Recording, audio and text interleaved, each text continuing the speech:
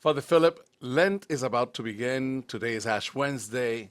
You, as a newly ordained priest, this is your first Lenten journey. Tell me what's going on right now. How you feel in light of the fact that you'll be beginning the Lenten journey with God's people as a priest. I'm so excited because Lent just it leads to so many graces, and it's been so beautiful just like in my time of being in ministry, walking with people as they encounter more mercy, and especially now to be able to be in a deeper role of that, as being able to not only say, let me tell you the confession times, but I have a stole on me. Let's hear your confession now.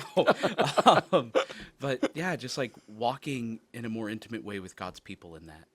You know, there's always something about the beginning of Lent, the beginning of an opportunity for us of renewal, an opportunity for us to really take a good look at our lives and see where we're at on that spiritual journey that connects us with the Lord and recognize how merciful He is, how Yeah. gracious, loving, and kind He is with us, and how important it is for us to recognize that. And that receiving the ashes on our foreheads is that reminder of our vulnerabilities, of our weaknesses, that really convey our dependence on God and how with God we're able to overcome those temptations and those near occasions of sin. And that's why for me Lent is a highlight on my journey in preparation for Easter.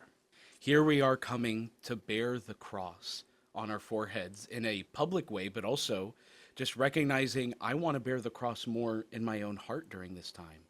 And we know that when we bear the cross, we're bearing the cross that Jesus has borne, right? It's like a deeper union with Him and just being able to have a deeper level of gratitude of saying, like, Jesus, how awesome it is I can be so close to you right now. That's why I think the Stations of the Cross really like emphasize what Lent is all about, because you're not just seeing what Christ has borne at a time in Jerusalem, right? You're seeing what Christ is bearing with you in this moment.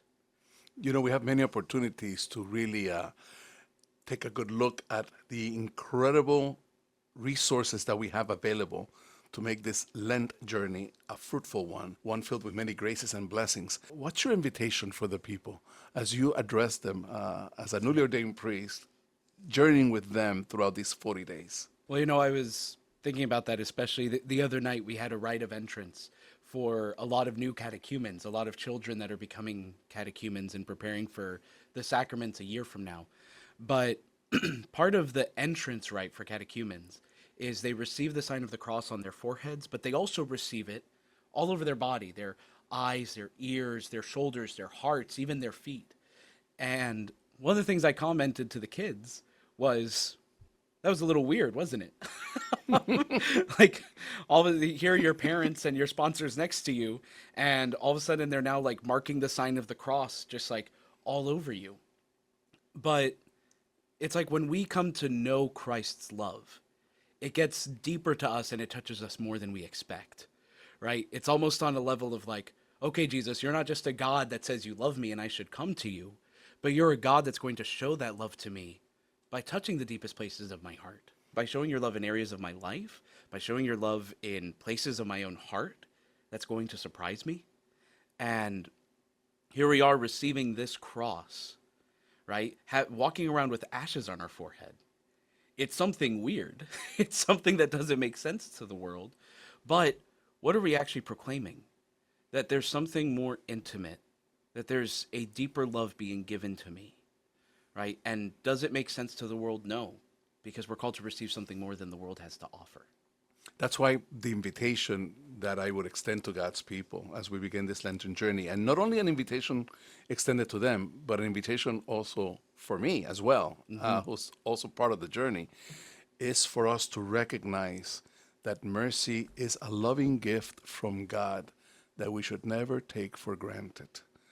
That we must really take advantage of this journey of Lent to really deepen our awareness and sense of gratitude for the mercy that the Lord has for each and every one of us, and how important it is for us to do something about that change of heart, not taking for granted a gift that God is extending to all of us, but what are we doing to really embrace it and really allow that gift to transform, enhance, change my ways, my old ways, so I can become a new creation. by sharing that mercy, you end up receiving more of it yourself, right? Like misericordiae, right? The misery of cordiae, your heart.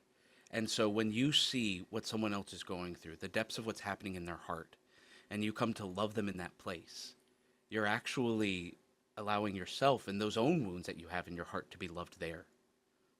So I hope and pray that this Lenten season be one filled with many blessings for our people, for you, especially as you begin also as a newly ordained priest to journey with God's people. Yeah, my rookie Lent. In this under this responsibility and this beautiful ministry that God has entrusted you with and entrusted me with, that together we may be able to really tap into the richness of God's mercy through our participation in all the Lenten observances that the parish will have to offer, that extends to all of God's people, and for us to really journey with them and be able to discover the mercy of God through our actions, through our service, but also how that mercy also changes us and enhances our priesthood.